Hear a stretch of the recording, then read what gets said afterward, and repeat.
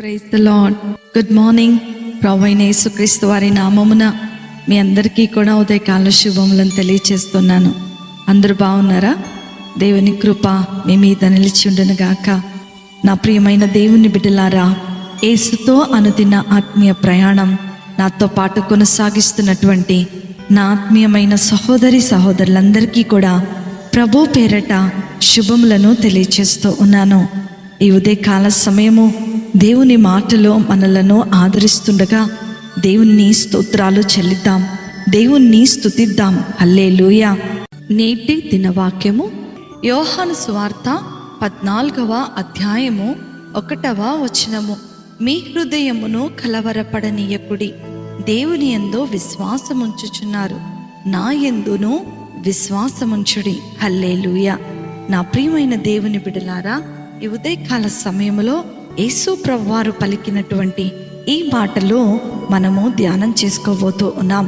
యేసు ప్రభువారు శరీరధారిగా ఉన్నప్పుడు ఆయన శిష్యులతో ఇలాగూ చెప్తున్నాడు, ఇక నేను వెళ్ళే సమయం వచ్చేసింది, ఇంకా కొంతకాలమే మీతో నేను ఉంటాను, మీరు నన్ను వెతుకుతారు, నేను వెళ్ళిపోయే స్థలమునకు మీరు రాలేరు అని ఈ యొక్క చదవబడినటువంటి యోహాను సువార్త 13వ అధ్యాయం అంతా కూడా మనం చదువుకుంటూ ఉంటుంటే ఈ చక్కటి విషయాలు మనకి తెలియపరచబడుతూ ఉంటాయి. ఈ మాటలు చెప్తూ ఉన్నప్పుడు యేసు ప్రభువారి యొక్క శిష్యులలో ఒక గొప్ప కలవరము మొదలైపోయింది. ఇప్పుడు ఈయన వెళ్ళిపోతే మన పరిస్థితి ఏంటి, భవిష్యత్తులో ఎలా ఉండబోతున్నాం అని మరలా తిరిగి మేము వెళ్ళిపోవాలా మా పనిలోనికి, లేకపోతే స్వార్థ ప్రకటించాలా, ఎన్నో రకములైనటువంటి సందేహాలతో కలవరంతో వారిలో వారే మరి హృదయములో ఎంతో కలవరంతో నిండుకొని ఉన్నట్లుగా మనము లేఖనాల్లో చూస్తూ ఉన్నాం. అప్పుడు యేసు ప్రభువారు ఏమంటున్నాడో తెలుసా? కలవరపడకండి, మీరు దేవుని మీద నమ్మకం ఉంచుతున్నారు, నా మీద కూడా నమ్మకం ఉంచండి అని ఆయన జవాబిస్తూ ఉన్నాడు. అవును నా ప్రియమైన సహోదరి సహోదరులారా, శిష్యులు వారి భవిష్యత్తు ఎలా ఉంటుందో అని ఆ దినము కలవరపడ్డారు. మనం కూడా ఎన్నో కలవరాల మధ్యలో జీవిస్తూ ఉంటాం కదా. చిన్నదానికి పెద్దదానికి కలవరపడిపోతూ ఉంటాం. ప్రతి చిన్న విషయానికి ఆందోళన చెందుతూ ఉంటాం. కుటుంబమును గూర్చిన కలవరం, పిల్లలను గూర్చిన కలవరం, అప్పులను గూర్చిన కలవరం, పిల్లల వివాహాలు గూర్చినటువంటి కలవరం, ఇలా ఎన్నో ఎన్నో ఎన్నో రకాలైనటువంటి కలవరాలతో మనము బాధపడిపోతూ ఉంటాం. నా ప్రియమైన సహోదరి సహోదరులారా, కలవరపడకండి, జడియకండి, కంగారు పడకండి.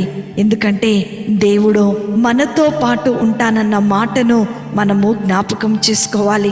ఆయనందు విశ్వాసం ఉంచు వారిని ఎప్పుడు కూడా దాటిపోయేవాడు కాదు. మన పరిస్థితిని అర్థము చేసుకోగలిగిన దేవుడు ఆయన. కన్నీటిని తుడిచే దేవుడు, దుఃఖము నుండి విడుదల అనుగ్రహించే రాజు, పైకి లేవనెత్తే దేవుడు.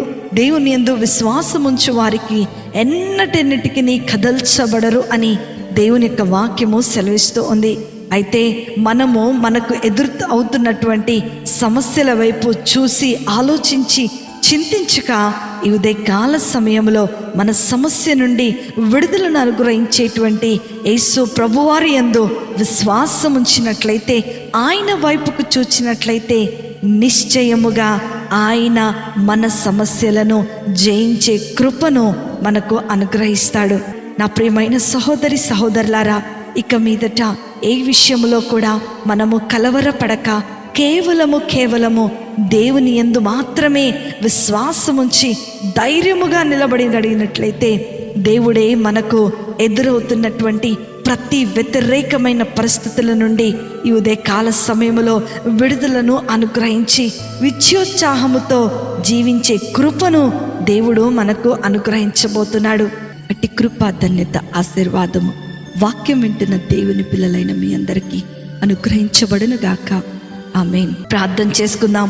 మమ్మలను మిక్కిలిగా ప్రేమించిన మా ప్రియ పరలోకపు తండ్రి యేసు స్వామి, నీకున్నతమైన శ్రేష్టమైన నామమును బట్టి మీకు వందనాలు.